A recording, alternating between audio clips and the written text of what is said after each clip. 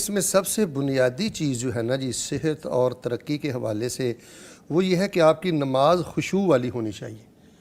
ان تعبد اللہ کانک تراہ، ایسے آپ اپنے رب کے سامنے جھکے ہوئے ہیں گویا کہ آپ اپنے اللہ کو دیکھ رہے ہیں۔ اللہ اکبر۔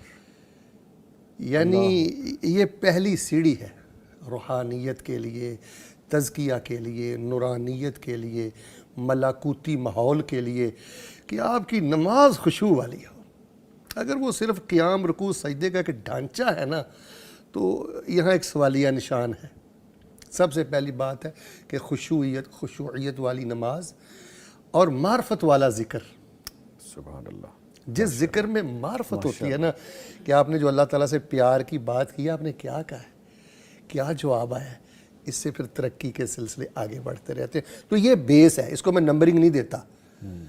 روحانی زندگی میں، تزکیہ نفس میں، نورانیت میں، ملکوتی ماحول میں اگر آپ آگے بڑھنا چاہتے ہیں تو یہ بیس ہے، خشوع والی نماز اور معرفت والا ذکر۔ اللہ اکبر۔ اب اس کے بعد میں نمبرنگ شروع کرتا ہوں۔ جی۔ سب سے پہلی بات یہ ہے کہ آپ کا نا جی ضمیر بہت مطمئن ہونا چاہیے اللہ کے فیصلوں پر۔ نظامی صاحب، جو شخص اللہ تعالیٰ کے فیصلوں پر مطمئن نہیں ہے نا وہ روحانی زندگی میں ترقی نہیں کر سکتا۔ اور آپ مجھے معاف کیجئے گا، ہم نے بڑے بڑے جبے اور کبے والے لوگ دیکھے ہیں کہ وہ اللہ کے فیصلوں پر مطمئن نہیں ہیں۔ اللہ جہاں ان کو اللہ نے رکھا ہوا ہے نا وہ یہ نہیں کہتے اللہ میں دل سے خوش ہوں۔ کسی گوشے میں یہ چیز بیٹھی ہوئی ہے، نہیں یار مجھے میرے سٹیٹس کے مطابق نہیں ملا، مجھے میری قابلیت کے مطابق نہیں ملا، وہ ان کے باز، وہ گلے، وہ شکوے ہیں۔ جن لوگوں کے اندر یہ اللہ کی تقسیم پر گلے شکوے ہوتے ہیں وہ روحانی زندگی میں ترقی نہیں کر پاتے۔ دوسری بات یہ ہے کہ اگر کوئی شخص چاہتا ہے کہ میں روحانیت میں آگے بڑھوں اور تقرب اللہ کی منازل میں طے کروں، وہ بے لوث خدمت خلق کرے، بے لوس، کوئی غرض نہیں اس میں۔ کھانا کھلائے، دعائیاں لے کے دے، پانی پلائے۔ نیت کیا ہو کہ میں نے شاباش ایک دن لینی ہے اور ایک ذات سے لینی ہے۔ میری شاباش کا دن وہ قیامت کا دن ہے اور مجھے شاباش دینے والا میرا اللہ ہے۔ سبحان اللہ۔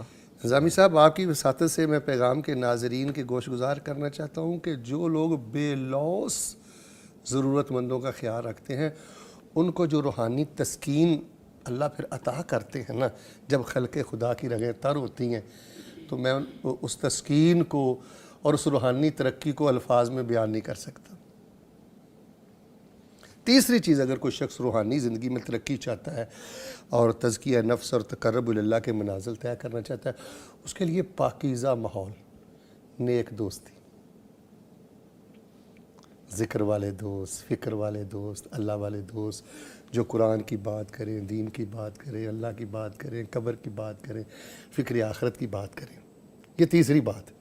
چوتھی بات یہ ہے، اگر آپ چاہتے ہیں نا کہ روحانی زندگی میں اور جو تقرب اللہ کی آپ منزلیں طے کر کے ایک بلندی کو چھونا چاہتے ہیں وہاں بہت جلد پہنچ جائیں، پھر آپ معافی تلافی کی رفتار تیز کر دیں۔ اللہ اکبر، اللہ اکبر۔ نظامی صاحب، جہاں آپ نے معافی تلافی کی بریک لگا دی ہے نا وہاں روحانی زندگی کی بھی بریک ہے۔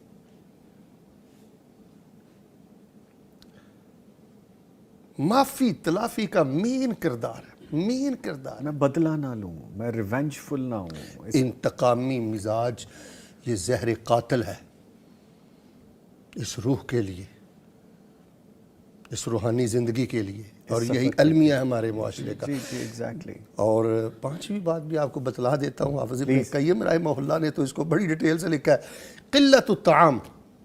اللہ اکبر، اللہ صرف جینے کے لیے کھانا، کھانے کے لیے نہیں جینا۔